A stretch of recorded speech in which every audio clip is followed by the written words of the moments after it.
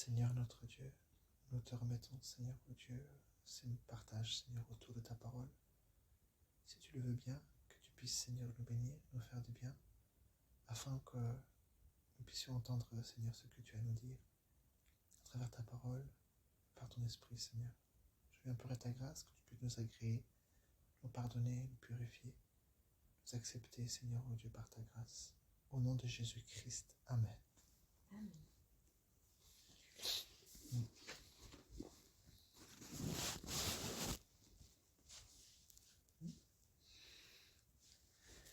te souviens, donc, on a vu ça ensemble, que c'est le Seigneur qui a parlé à travers les prophètes. On a vu dans Actes.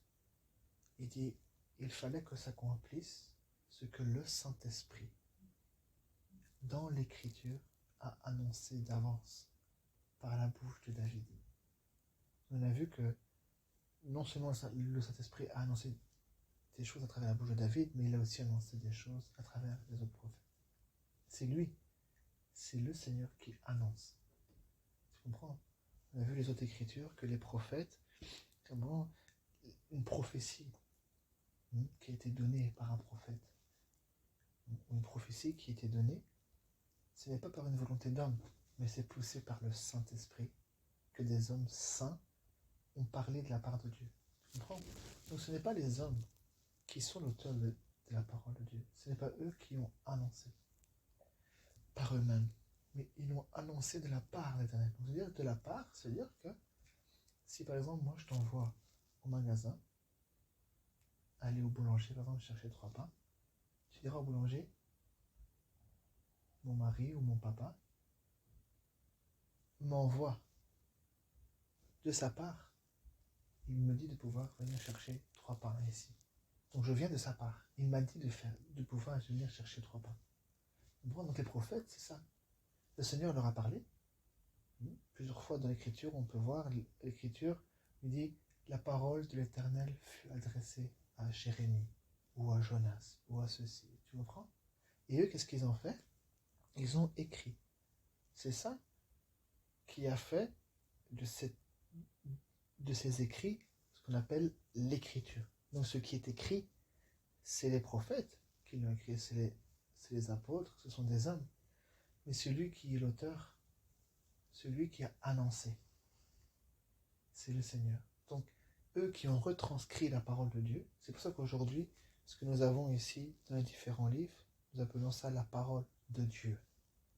Pas la parole des hommes, mais la parole de Dieu. Pourquoi? Parce que ce sont des hommes qui ont été utilisés par Dieu pour pouvoir annoncer de sa part les choses qui devaient arriver. Tu vois? Donc on avait vu ça.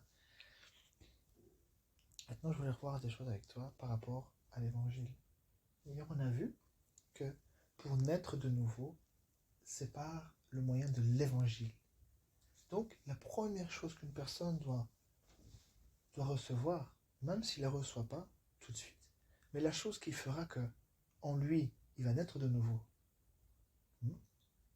il faut que l'évangile lui soit annoncé. Il faut que l'évangile lui soit prêché. C'est le seul moyen. On l'a vu hier avec l'apôtre Paul. Il dit, c'est moi qui vous ai engendré en Jésus-Christ par l'évangile. Donc l'évangile, c'est le moyen que Dieu utilise pour pouvoir faire en sorte que ses enfants puissent naître. On va juste revoir une écriture. C'est dans Jean chapitre 1. Tu sais, ça paraît rien, ça paraît banal, ces petites paroles, mais c'est d'une tellement grande importance. La parole de Dieu, même dans le détail, tout est important. Jean chapitre 1. Regarde, on va lire des choses qu'on connaît. Verset 1. Au commencement était la parole, avec un grand P. Tu vois, il n'y a pas un petit P. Tu vois, normalement, quand on commence une phrase, on met une majuscule. Mais là, il y a une majuscule à parole. C'est-à-dire que ce n'est pas une simple parole, c'est la parole. Ça veut dire que C'est l'origine même de la parole. Nous, aujourd'hui, nous avons une parole. Si ça aurait été une parole banale, on aurait dit au commencement était la parole avec un petit p. Mais là, si tu remarques, la Bible dit au commencement était la parole avec un grand P. C'est toute une différence. Et la parole était avec Dieu. Et la parole était Dieu. Il me dit que Dieu est esprit. Tu me suis? Dieu est esprit. Et il dit que la parole était avec Dieu. Il dit, et la parole était Dieu. Donc Dieu qui est esprit. Et là il dit, la parole était Dieu. C'est-à-dire que l'esprit de Dieu, l'esprit de la vérité va toujours avec la parole de la vérité. Ils vont ensemble. Dieu, il est lié à sa parole. Il dit quelque chose, son esprit vient, il l'accomplit. Tu comprends? On peut le voir vite. Regarde. Quand tu vas dans Genèse chapitre 1.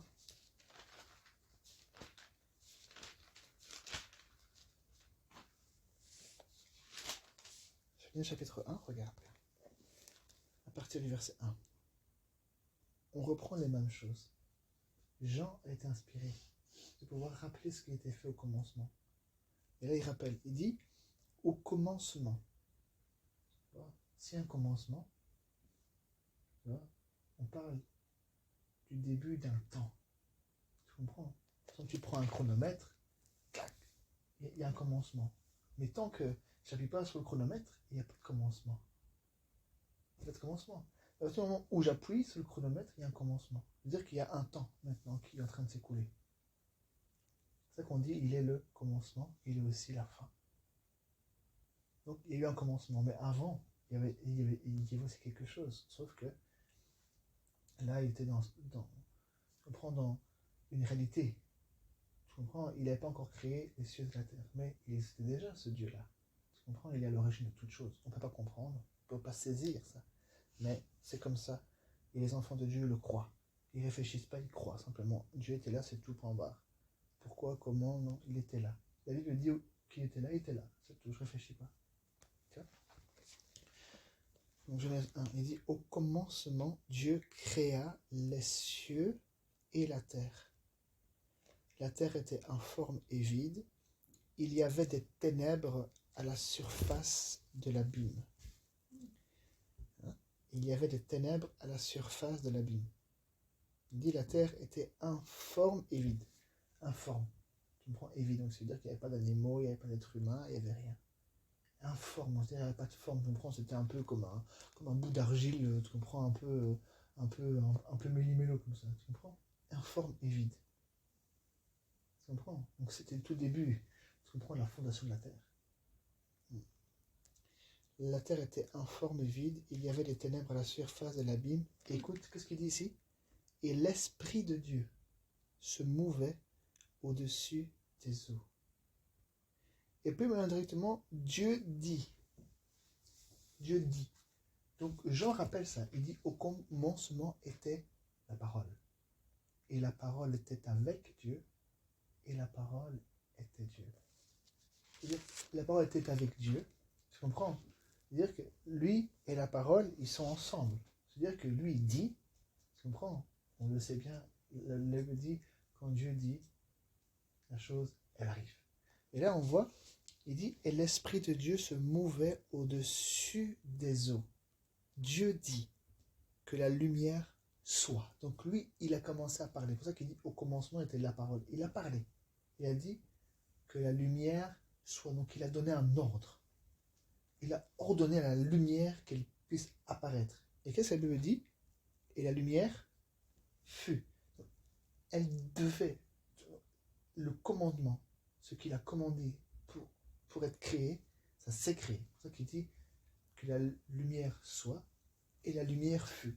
Et tu vois ça même après, quand il a créé, il dit qu'il dit ceci, qu'il dit cela, et il dit, et cela fut ainsi. Et cela fut ainsi. Donc tout ce qu'il a dit, la chose est venue à l'existence.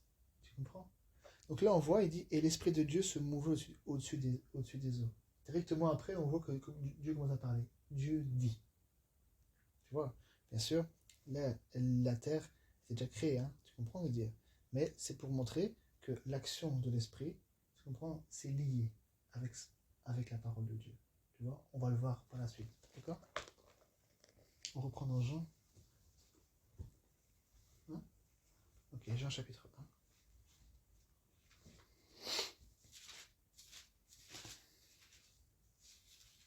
1. Verset 3.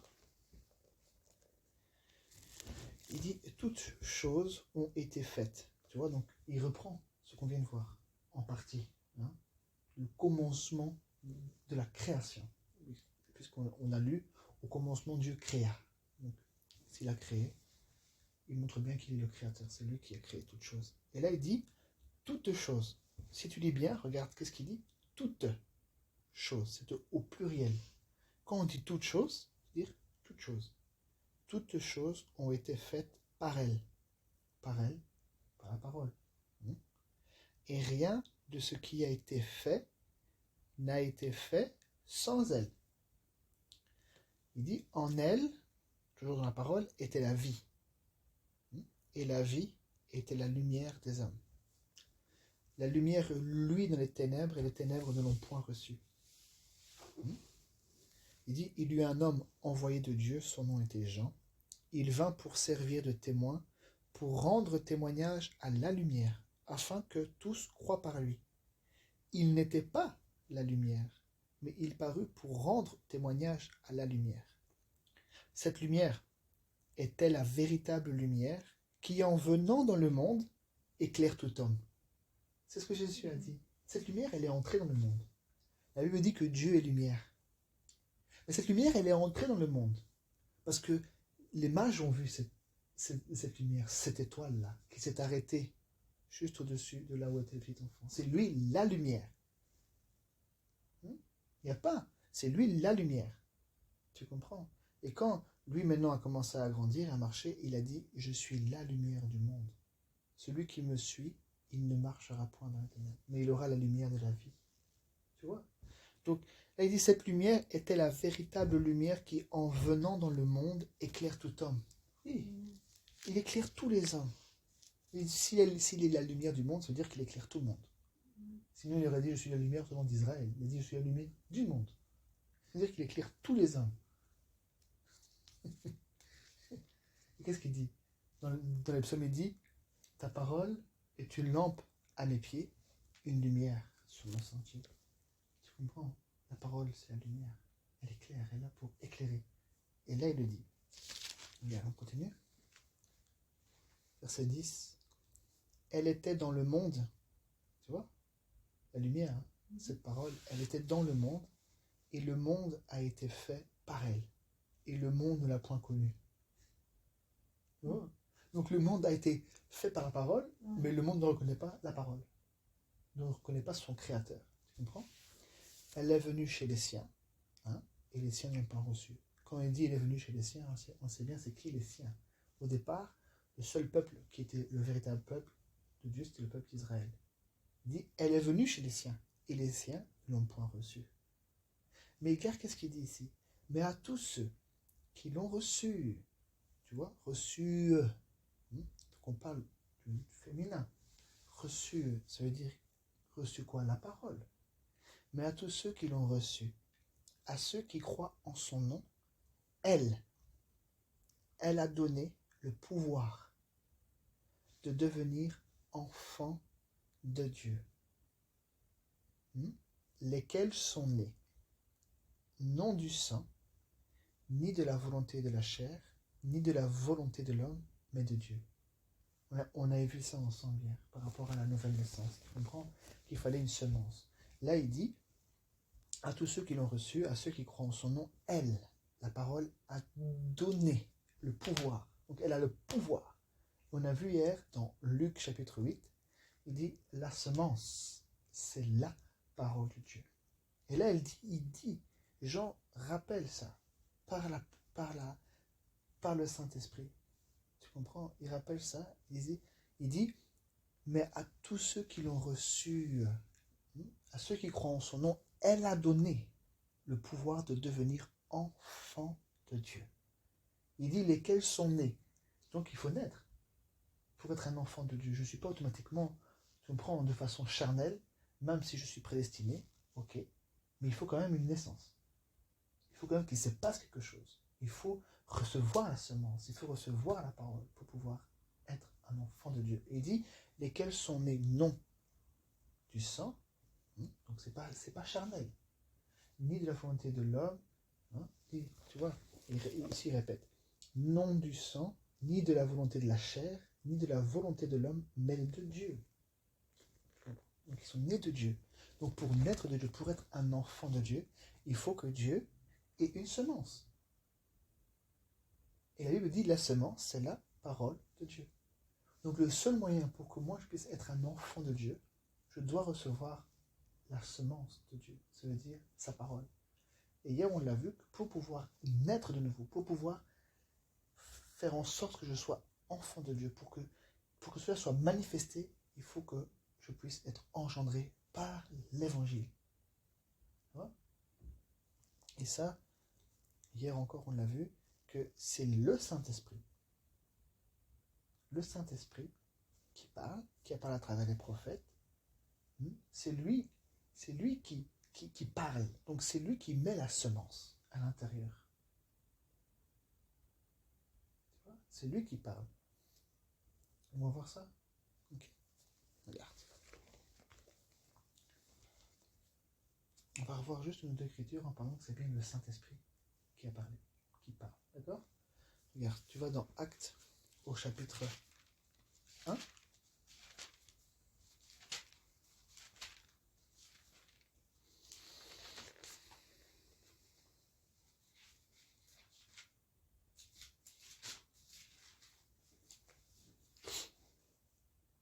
Verset 15. Il dit, en ces jours-là, Pierre se leva au milieu des frères, le nombre des personnes réunies étant d'environ 120.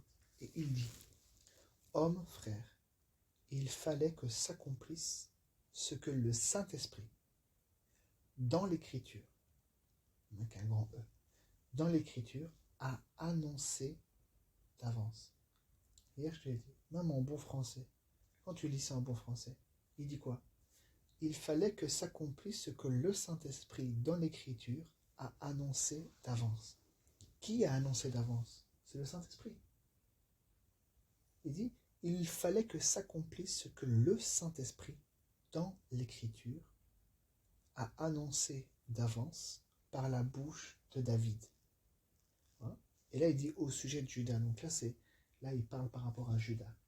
Mais il dit bien, il fallait que s'accomplisse ce que le Saint-Esprit, dans l'Écriture, a annoncé d'avance. Donc c'est bien le Saint-Esprit, on l'a vu hier aussi, que c'est poussé par le Saint-Esprit que des hommes saints ont parlé de la part de Dieu. Les prophètes ont été poussés par le Saint-Esprit à pouvoir annoncer ce qu'ils ont annoncé. C'est le Saint-Esprit qui a parlé, qui a annoncé les choses qui devaient arriver. D'accord? Encore une dernière, et puis je vais juste parler par rapport à la naissance. D'accord? C'est bon? Okay. Regarde. On retourne, on a vu ça hier, mais c'est pour rafraîchir, ça fait toujours du bien. Dans Hébreux, au chapitre... C'est encore pour montrer que l'écriture, elle est inspirée de Dieu. La Bible dit, toute écriture est inspirée de Dieu. Tu comprends? Toutes les écritures, là, ça vient de Dieu. C'est Dieu qui l'a inspiré. Même les apôtres, c'est le Saint-Esprit qui a inspiré. Si aujourd'hui nous avons les livres, nous avons la Bible, c'est inspiré de Dieu. C'est-à-dire que c'est le Saint-Esprit qui a parlé. C'est le Saint-Esprit qui est l'auteur. C'est lui là. C'est lui qui est là et qui connaît toutes les Écritures par cœur. Lui, il connaît toutes les Écritures par cœur.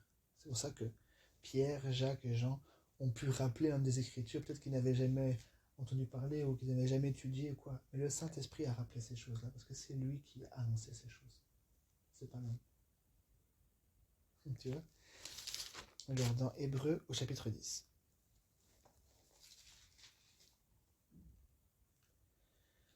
On va lire à partir du verset 14. Car par une seule offrande, il a amené à la perfection pour toujours ceux qui sont sanctifiés. Amen. C'est ce que le Saint-Esprit nous atteste aussi. Tu vois? Il dit, c'est ce que le Saint-Esprit nous atteste aussi. Car après avoir dit, mais qui a dit? Quand tu lis le verset 15, c'est ce que le Saint-Esprit nous atteste aussi. Car après avoir dit, voici l'alliance que je ferai avec eux. Après ces jours-là, dit le Seigneur, je mettrai mes lois dans leur cœur, et je les écrirai dans leur esprit. Il ajoute, et je ne me souviendrai plus de leurs péchés, ni de leurs iniquités. Tu vois? On avait vu ça. Il dit, c'est ce que le Saint-Esprit nous atteste aussi, car après avoir dit. Et là, l'apôtre Paul, inspiré par le Saint-Esprit, nous donne une écriture. Il dit, voici l'alliance que je ferai avec eux. Donc on avait vu ça hier, on va revoir, et puis on va partir pour pouvoir comprendre quelque chose. D'accord? Regarde.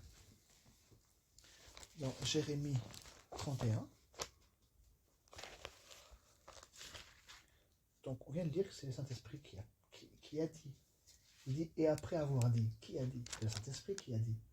Pourtant, on va voir que l'écriture, là, elle est dans Jérémie.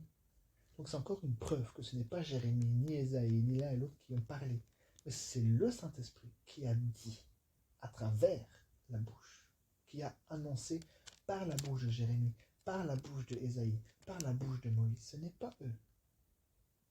C'est pour ça que nous disons que c'est la parole de Dieu. C'est-à-dire que c'est la parole qui vient de Dieu, qui est sortie de la bouche de Dieu. Regarde.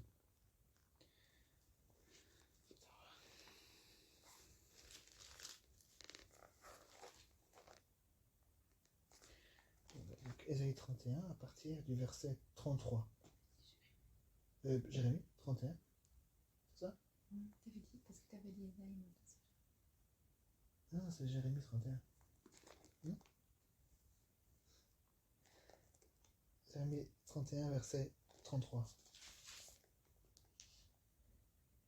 Donc c'est le livre de Jérémie. Il dit, mais voici l'alliance que je ferai avec la maison d'Israël après ces jours-là, dit l'Éternel. Tu vois? Après ces jours-là, dit l'Éternel. C'est lui qui a parlé. Il dit, je mettrai ma loi au-dedans d'eux, je l'écrirai dans leur cœur, et je serai leur Dieu, et ils seront mon peuple. Celui-ci n'enseignera plus son prochain, ni celui-là son frère, en disant, connaissez l'Éternel. Car tous me connaîtront, depuis le plus petit jusqu'au plus grand, dit l'Éternel. Car je pardonnerai leurs iniquités, et je ne me souviendrai plus de leurs péchés. Tu vois? Tu vois? C'est l'écriture que l'apôtre Paul a rappelée par la grâce de Dieu, par l'Esprit. Tu comprends? Mais là, quand tu vois dans Hébreux chapitre 10, Hébreux chapitre 10, est-ce que tu comprends la démarche que je suis en train de faire? Je suis en train de montrer que celui qui est l'auteur de cette Bible-là, ce n'est pas nous, ce n'est pas les hommes, mais c'est le Saint-Esprit qui a parlé. C'est pour ça que nous devons de la crainte aux Écritures. Ce n'est pas n'importe quoi, ce n'est pas à négliger, il faut faire très attention. C'est vraiment, il faut faire très attention. Il faut la crainte, il faut que Dieu nous accorde la crainte, parce que ce n'est pas rien. C'est lui qui a parlé. Nous avons la Bible, mais on croit que c'est rien. Non, non, c'est Dieu qui a parlé. Il a parlé par les prophètes, mais c'est comme lui qui a parlé. Tu vois? Au temps d'Israël, quand il était sous la montagne, là, qui descendait, la voix retentit. Il dit, le peuple ne voulait pas entendre cette voix-là. Il dit, nous allons mourir, nous ne voulons pas, nous ne voulons plus que Dieu nous parle, il veut que toi tu nous parles. Ils avaient peur. Mais c'est la même chose, c'est comme la parole de Dieu. Aujourd'hui, nous devons la même crainte. Donc là, l'apôtre Paul, il rappelle ça dans Hébreux chapitre 10, au verset 15. Il dit, c'est ce que le Saint-Esprit nous atteste aussi. Car après avoir dit, tu vois, donc c'est le Saint-Esprit qui a dit. Et il répète l'écriture qu'on vient de lire dans Jérémie 31, verset 33. En disant, voici ce que dit l'Éternel. Voici l'alliance que je ferai avec vous, avec la maison d'Israël, dit l'Éternel, etc. Je mettrai ma loi, je l'écrirai dans leur cœur, etc., etc. Et là, il rappelle ça. Voici l'alliance que je ferai avec eux. Après ces jours-là, dit le Seigneur, je mettrai mes lois dans leur cœur et je les écrirai dans leur esprit. Il ajoute, et je ne me souviendrai plus de leurs péchés ni de leurs iniquités. Tu comprends? Donc si c'est le Saint-Esprit qui a dit, c'est lui aussi qui va accomplir cette parole-là. Parce que on l'a vu dans Actes chapitre 1. Qu'est-ce que Pierre il dit? Il était inspiré par le Seigneur. Il dit, il fallait que s'accomplisse ce que le Saint-Esprit, dans l'Écriture, a annoncé d'avance par la bouche de David au sujet de Judas. On a vu ça ensemble. Tu comprends? Qu'est-ce que le Saint-Esprit a annoncé à travers la bouche de David? Il avait annoncé dans les psaumes, je crois que c'est le psaume 34, il faudrait vérifier, où il dit, celui-là, même avec qui j'étais en paix, qui mange avec moi le pain, a levé son talon contre moi. Et c'est le Saint-Esprit qui avait annoncé ça à travers la bouche de David. Et la chose, quand maintenant la Sainte Seine est arrivée, le Seigneur a rappelé ça. Mais il fallait que l'Écriture s'accomplisse. Celui qui mange avec moi le pain, lève son talon contre moi. Et là, l'apôtre Pierre, il rappelle ça. Il dit, il fallait que s'accomplisse ce que le Saint-Esprit a annoncé. Il fallait que s'accomplisse ce que le Saint-Esprit dans l'Écriture. Tu comprends? C'était une écriture, le psaume là, que David a été inspiré de pouvoir donner ce qu'il avait reçu de la part de Dieu. Tu comprends? C'était une prophétie qui devait s'accomplir. C'est pour ça qu'il dit, il fallait que s'accomplisse ce que le Saint-Esprit dans l'écriture là a annoncé d'avance par la bouche de David au sujet de Judas. Tu comprends? Donc le Saint-Esprit avait déjà annoncé. Mais qu'est-ce qu'il a fait? Le Saint-Esprit aussi a accompli. Et parce qu'il dit, il fallait que s'accomplisse. C'est-à-dire qu'il y a un accomplissement. Dieu dit, mais il y a aussi un accomplissement qui doit arriver. Parce que Dieu a dit. Quand la bouche de l'Éternel a parlé, il a parlé. C'est un arrêt. Tu comprends? C'est un décret. Les choses doivent arriver comme ça. Tu comprends? Car maintenant, ce que je vais te montrer, on va juste parler un petit peu de la naissance, après on va s'arrêter. D'accord? On va juste parler un peu de la naissance.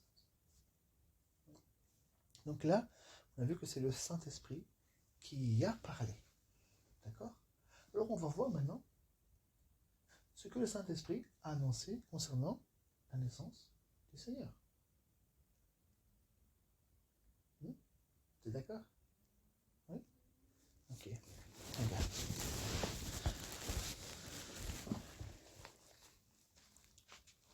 On connaît cette écriture, mais c'est pour, tu vois, ça donne une autre dimension. C'est pas seulement une écriture, mais on sait maintenant que c'est le Saint-Esprit qui a annoncé, qui a parlé. C'est lui qui a parlé à travers les prophètes, à travers Moïse, dans les psaumes, c'est lui. Parce que la Bible dit que toute écriture est inspirée de Dieu. Mais Dieu, quand on dit le Saint-Esprit, c'est lui. Qui est esprit? C'est Dieu. Qui est saint? Avec un grand S. Quand on dit esprit-saint, il n'y a que lui seul qui est saint, avec un grand S. Le Saint des Saints, c'est lui. Tu comprends? Donc quand on parle du Saint-Esprit, ce n'est rien d'autre que le Seigneur lui-même. Tu comprends? C'est la manière c'est par son esprit qui parle. Ça va? Ok. Donc dans Ésaïe chapitre 7, on connaît, mais ça donne une autre vision des choses pour pouvoir comprendre certaines choses. Tu comprends? Ésaïe 7. Ésaïe chapitre 7, à partir du verset 14.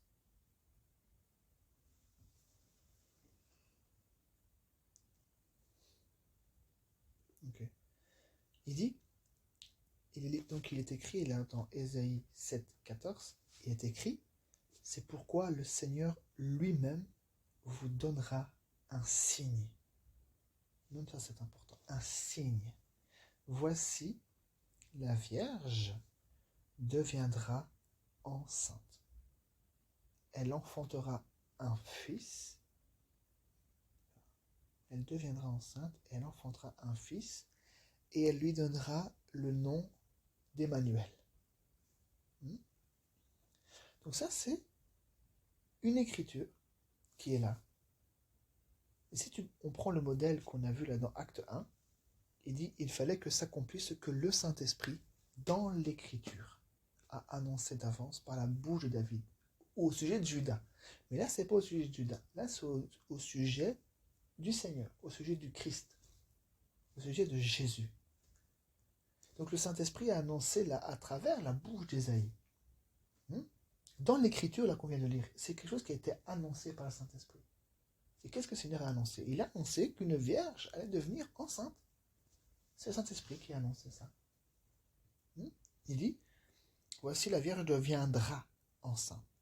Elle enfantera un fils et elle lui donnera le nom d'Emmanuel. Tu vois?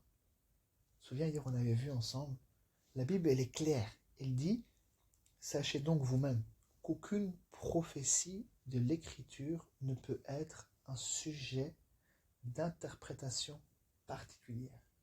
Parce qu'il dit que ce n'est pas par une volonté d'homme qu'une prophétie a été donnée, mais c'est poussé par le Saint-Esprit que des hommes saints ont parlé de la part de Dieu. C'est poussé. Donc là, Isaïe a été poussé à pouvoir annoncer cette chose-là. C'est-à-dire qu'on ne peut pas interpréter. Peut-être que les gens ont essayé d'interpréter, essayé de comprendre ça. C'est qui? Ce sera David? C'est qui? Ça, tu comprends? Essayez de comprendre cette écriture-là. Mais maintenant, on va voir réellement qu'est-ce qui s'est passé. D'accord? Quand on va dans Luc au chapitre... Luc au chapitre 1.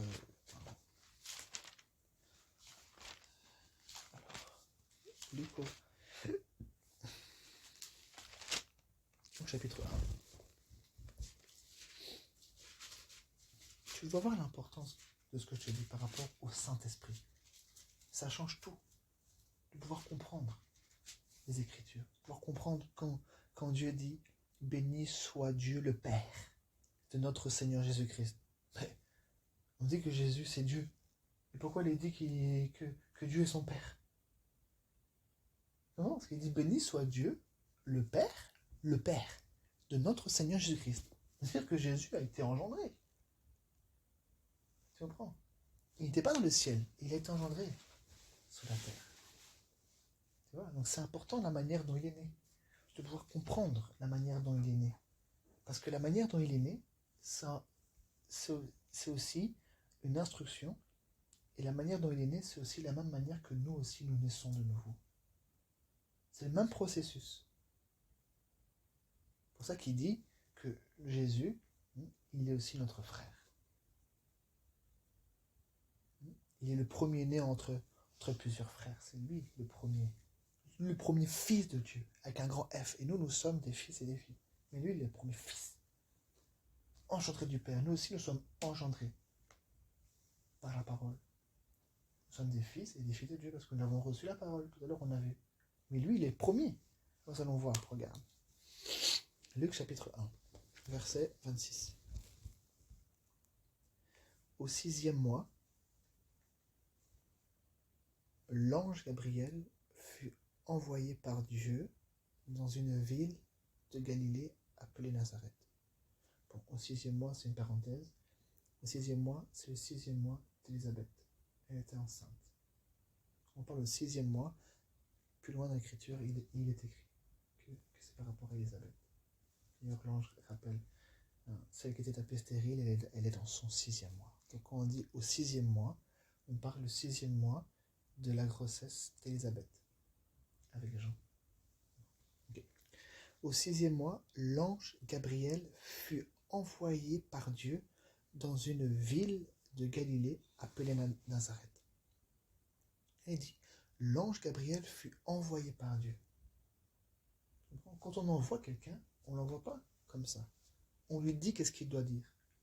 On lui dit qu'est-ce qu'il doit faire. Là, il dit, l'ange Gabriel fut envoyé par Dieu dans une ville de Galilée appelée Nazareth, auprès d'une vierge. Ah, fiancée. Pas mariée, fiancée. Elle était vierge. Une vierge fiancée à un homme de la maison de David. Très important.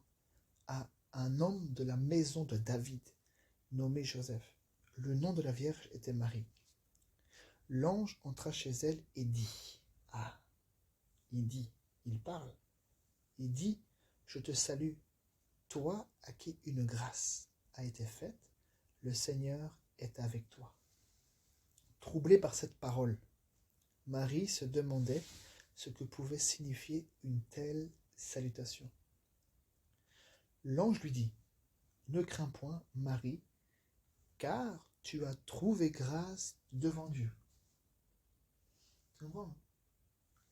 Il dit, et voici, tu deviendras enceinte et tu enfanteras un fils. Et tu lui donneras le nom de Jésus. Il sera grand et sera appelé Fils du Très-Haut. Et le Seigneur Dieu lui donnera le trône de David son père. Il régnera sur la maison de Jacob éternellement, et son règne n'aura point de fin. Donc cet enfant-là, on dit qu'il règne. Non, Dieu est grand.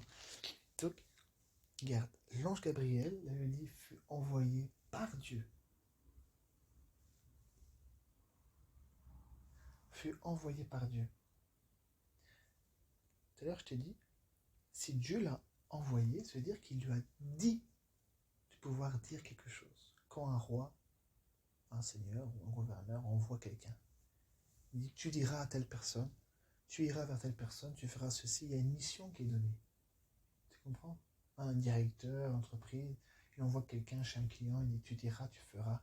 Tu comprends? Il y a une mission, il y a un ordre, il y a des paroles qui sont données à pouvoir retransmettre à l'autre. Tu comprends? Et là, l'ange est envoyé. Mais il a été envoyé par Dieu. C'est-à-dire que Dieu lui a donné la parole. Il a dit, tu diras, tu iras vers cette vierge-là et tu diras ceci. Et qu'est-ce que l'ange lui a dit? Regarde, au verset 31. Il dit, et voici, tu deviendras enceinte. Toujours encore au futur. Hein. Tu deviendras enceinte et tu enfanteras un fils. Et tu lui donneras le nom de Jésus. Ça rappelle rien? Ça rappelle ce qu'on vient de lire.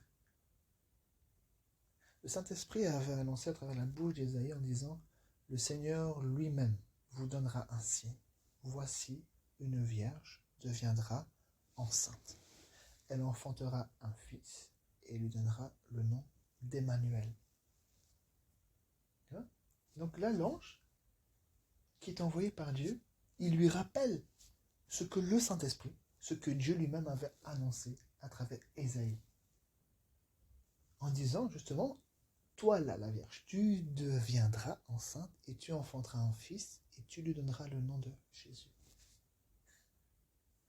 Donc le Saint-Esprit qui a parlé à travers Ésaïe, la parole que l'ange apporte, c'est la même parole, avec la même puissance. Parce qu'il a été envoyé par Dieu. On veut dire que Dieu lui a donné un mandat, un ordre et la puissance qui était avec, aussi accompagnée dans cette parole-là. Tu comprends? Donc on a vu hier que la semence, c'est la parole de Dieu. Donc c'était une semence qui était annoncée à travers Ésaïe. Et cette semence devait trouver aussi son accomplissement. Tu es d'accord? Parce que Pierre l'a répété, on l'a vu tout à l'heure, il dit il fallait que s'accomplisse ce que le Saint-Esprit dans l'Écriture a annoncé d'avance. Donc le Saint-Esprit a annoncé ça à travers la bouche d'Ésaïe. Maintenant, il fallait que cette Écriture, un jour ou l'autre, puisse trouver son accomplissement. Au temps marqué de Dieu, la chose devait s'accomplir. Une vierge devait tomber enceinte. Elle devait enfanter un fils, qu'elle donnerait le nom d'Emmanuel. Mais là, l'ange lui dit, tu donnerais le nom de Jésus.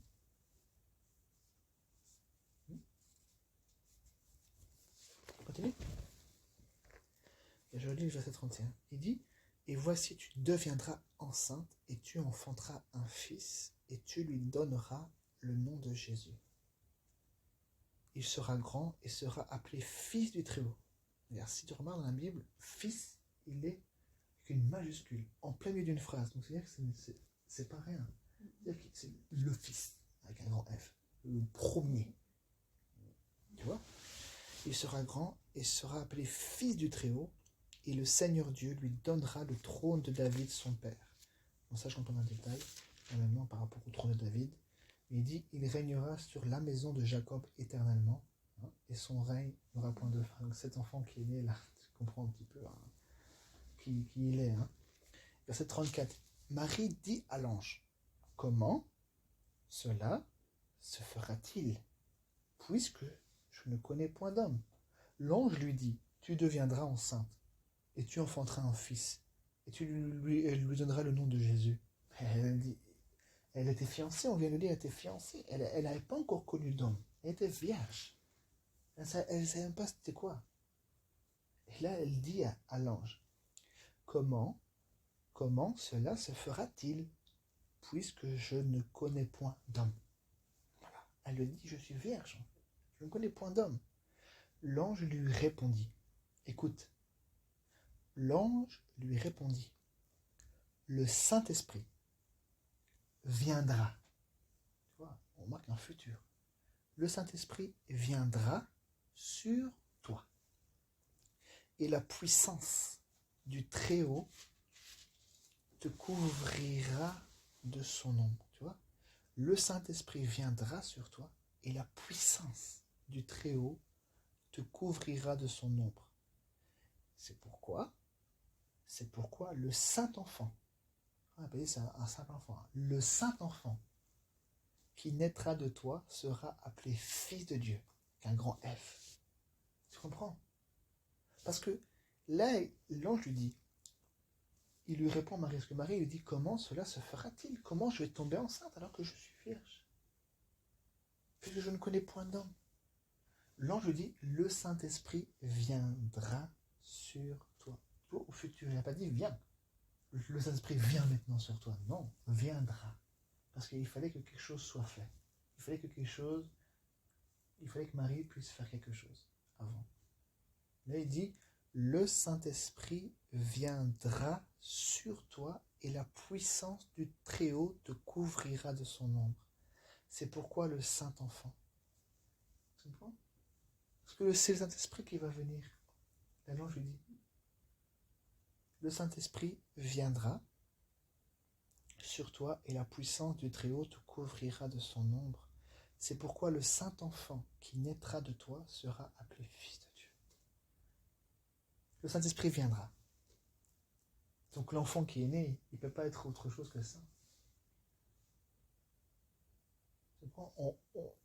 On fait juste ça par rapport à la naissance après.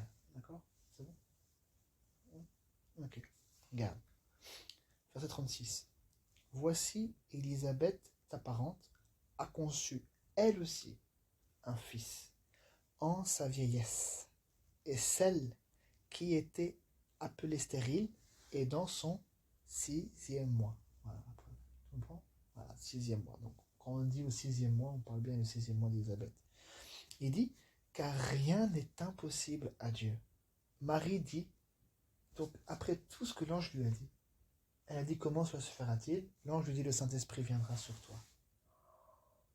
Et la puissance du Très-Haut te couvrira de son ombre. Tu vois? Et qu'est-ce qu'elle a dit? Marie dit, je suis la servante du Seigneur. Qu'il me soit fait selon ta parole. Et l'ange la quitta. Qu'il me soit fait selon ta parole. Donc l'ange vient rapporter une écriture que Dieu lui-même, que le Saint-Esprit avait déjà annoncé à travers le prophète Ésaïe en disant, justement, que le Seigneur lui-même allait donner un signe.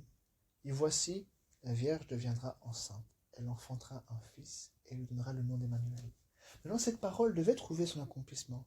Dieu envoie l'ange Gabriel avec cette parole qu'il avait déjà annoncée à travers le prophète Ésaïe.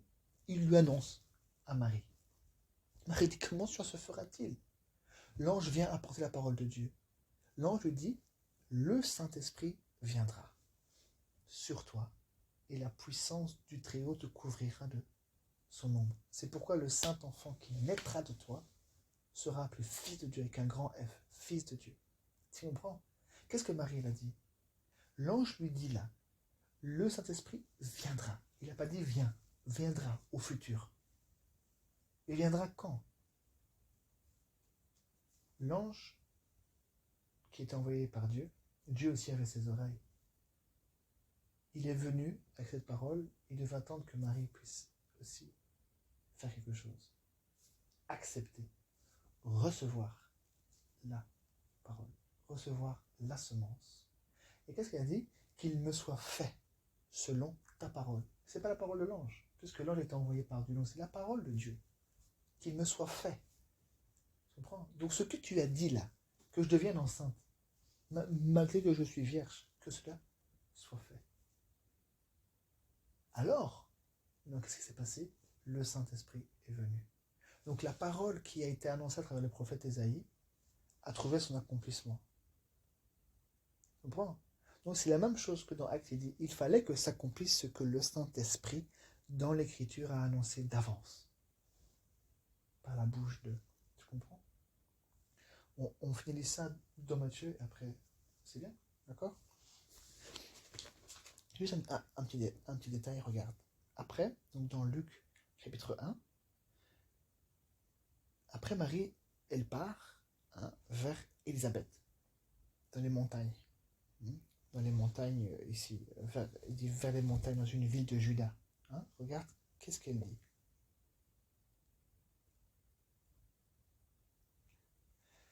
Dans Luc 1, on va continuer à partir du verset 39, regarde.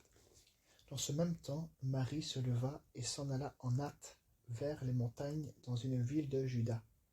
Elle entra dans la maison de Zacharie et salua Élisabeth. Dès qu'Élisabeth entendit la salutation de Marie, son enfant tressaillit dans son sein et elle fut remplie du Saint-Esprit.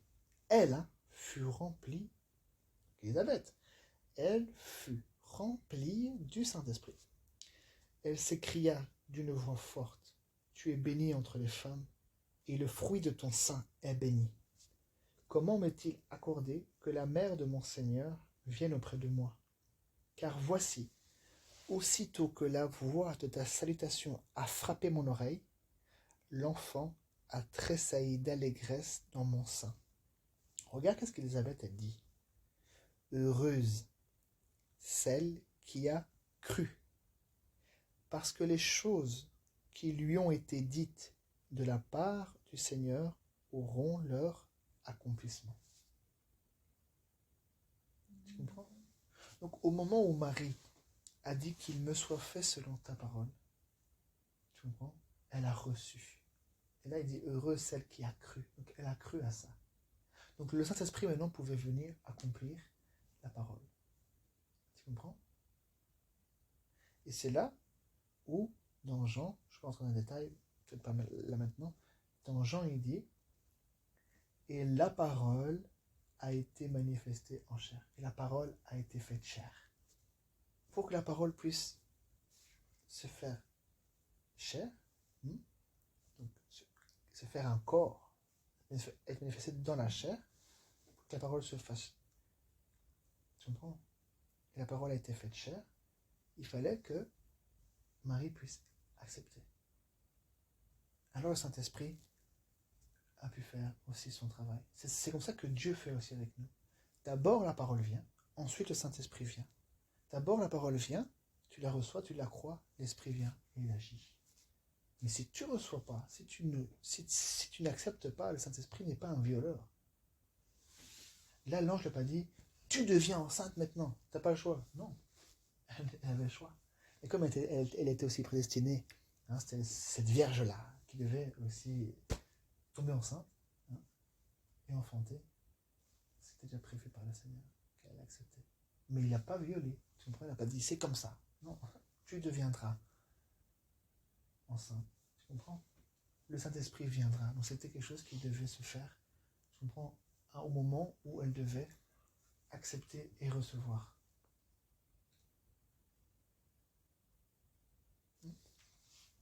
Bon, on fait juste ça dans Matthieu. Est-ce que tu comprends ce que je suis en train de faire? Hein?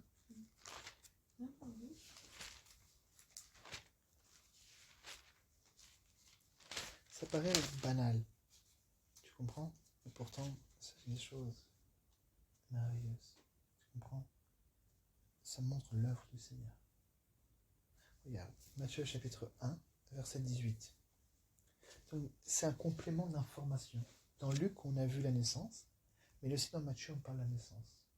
Tu comprends, les Écritures s'emboîtent, les Écritures s'harmonisent, ils vont ensemble. C'est pour ça que c'est important quand on parle d'un sujet de pouvoir voir plusieurs Écritures par rapport, pour avoir l'image, pour comprendre les choses, parce que le Seigneur parle à travers sa parole.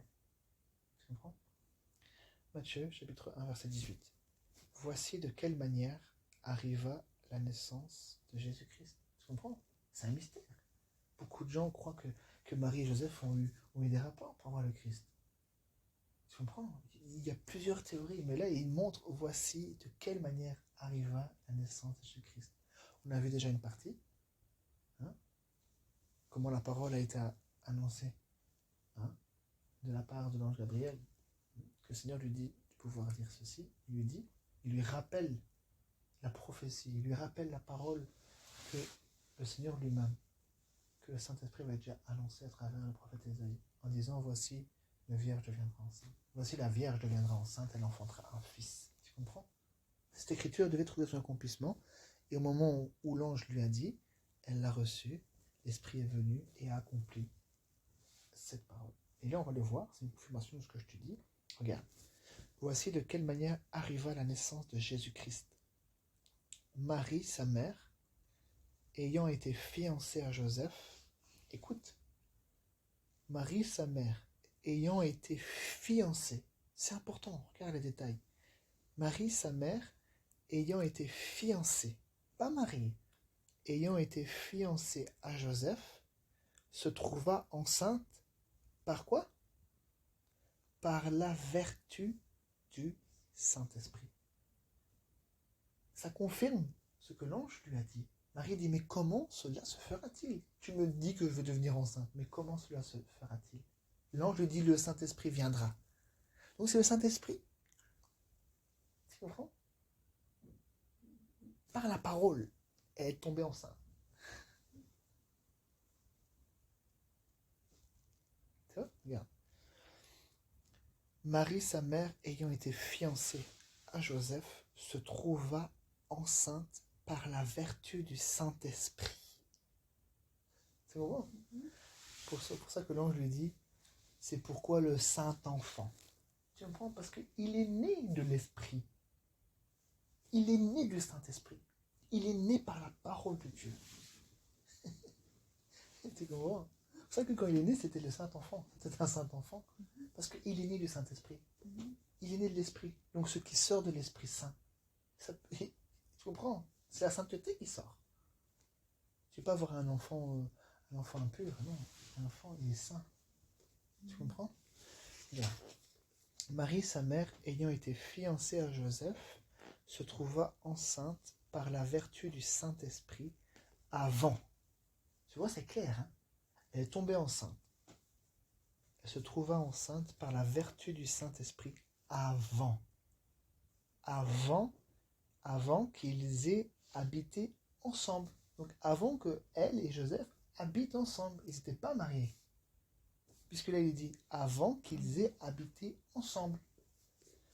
Joseph, son époux, qui était un homme de bien et qui ne voulait pas la diffamer, se proposa de rompre secrètement avec elle. Comme il y pensait, voici un ange du Seigneur lui apparut en songe et dit, Joseph, fils de David. Tu comprends? Pourtant son père n'était pas David. Tu comprends? Mais on parle de la maison de David, tu comprends? Regarde. Fils de David, ne crains pas de prendre avec toi Marie ta femme. Écoute, regarde qu'est-ce que ici c'est un ange, hein. Car voici un ange du Seigneur lui apparut en songe et dit, Joseph, fils de David, ne crains pas de prendre avec toi Marie ta femme, car l'enfant qu'elle a conçu vient du Saint-Esprit. Est-ce que tu comprends ce que j'ai voulu expliquer ce soir? Le Saint-Esprit qui a parlé. Le Saint-Esprit qui a annoncé. Tu comprends? C'est la parole de Dieu. On a vu la semence dans Luc qui dit c'est la parole de Dieu. Et là, il le répète. Il dit car l'enfant qu'elle a conçu vient du Saint-Esprit. Elle enfantera un fils et tu lui donneras le nom de Jésus. Donc, deux confirmations que l'enfant devait être appelé Jésus. C'est le Seigneur lui-même, à travers l'ange, qui a donné le nom. Tu comprends? Marie, l'ange lui dit, tu deviendras enceinte et tu comprends? Et tu lui donneras le nom de Jésus. Là, l'ange aussi le dit à Joseph. Tu comprends? Elle enfantera un fils et tu lui donneras le nom de Jésus. Donc, comme ça, il n'y a pas de confusion, il n'y a pas de contradiction. Pour que Joseph dise comment on va l'appeler. Non, l'ange m'a dit. Marie aussi, l'ange m'a dit. Ok. Bon. Et tu lui donneras le nom de Jésus. C'est lui qui sauvera son peuple de ses péchés. Écoute. Tout cela arriva afin que s'accomplisse ce que le Seigneur, ou en d'autres termes, ce que le Saint-Esprit. Tu comprends? Puisque l'Esprit, c'est le Seigneur. Tout cela arriva afin que s'accomplisse ce que le Seigneur avait annoncé par le prophète. 2 points. Voici, la Vierge sera enceinte, elle enfantera un fils et on lui donnera le nom d'Emmanuel, ce qui signifie Dieu avec nous. Donc Jésus là, ça veut dire Dieu avec nous. Tu comprends? Bon. Emmanuel, là il dit, il lui donnera le nom d'Emmanuel, ce qui signifie Dieu avec nous. Donc Emmanuel, en hébreu, tu vois quand tu vois EL, la signification d'Emmanuel, ça veut dire Dieu avec nous. Maintenant Jésus, si tu le prends en hébreu, ça vient de Yahshua, ça veut dire Yahvé sauveur. Yahvé sauveur. Tu comprends? Et voilà, donc c'est bien pour montrer que Jésus aussi, c'est bien Dieu avec nous. C'est pas fils de Dieu avec nous, c'est Dieu avec nous. Même s'il est fils de Dieu, c'est bien lui. Voilà ce que j'ai voulu montrer ce soir. Est-ce que c'est compréhensible? Tu vois? J'ai voulu faire comprendre l'action du Saint-Esprit, que c'est lui qui a annoncé, c'est lui aussi qui accomplit. Tu comprends? Et là, on a vu la manière dont le Seigneur Jésus est né. Par la vertu du Saint-Esprit. L'enfant qu'elle a conçu, l'ange lui dit à Joseph, l'enfant qu'elle a conçu vient du Saint-Esprit. Tu comprends? Donc c'est un rapprochement étroit avec nous. Lui le premier, qui a été engendré par le Saint-Esprit. Tu comprends? Par la parole, par le Saint-Esprit. Lui qui a été engendré, nous aussi, c'est de la même manière que nous naissons. C'est pour ça que Jésus a rappelé ça à Nicodème. Il faut naître de nouveau. Si un homme ne naît d'eau et d'esprit. Et d'esprit. Il rappelle ce qui est chair, ce qui est né de la chair est chair, et ce qui est né de l'esprit. Donc comme le Christ est né aussi par la vertu du Saint-Esprit, nous aussi, nous naissons aussi par la vertu du Saint-Esprit. Au moyen de la parole de Dieu. Lui, le Christ, il est la parole faite chair. Tu comprends? Nous recevons la nouvelle naissance à travers la prédication de l'évangile. Il faut que l'évangile soit prêché. Sa mort selon les Écritures. Il a souffert, il est mort pour le péché selon les Écritures. Il a été enseveli et il est ressuscité le 3e jour selon les Écritures. Il faut entendre ça. Tu comprends? Parce que nous sommes engendrés par la parole de Dieu. Je lis une dernière écriture pour te montrer. Après j'arrête. D'accord? Jacques chapitre 1. C'est une confirmation que nous sommes engendrés. Tu comprends? Pas par une simple parole comme ça. De Dieu à travers Salomon, à travers un prophète. Tu comprends?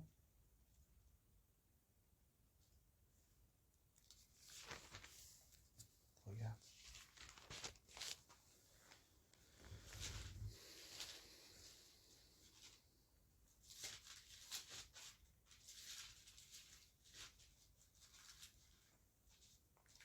Jacques chapitre 1, à partir du verset 16.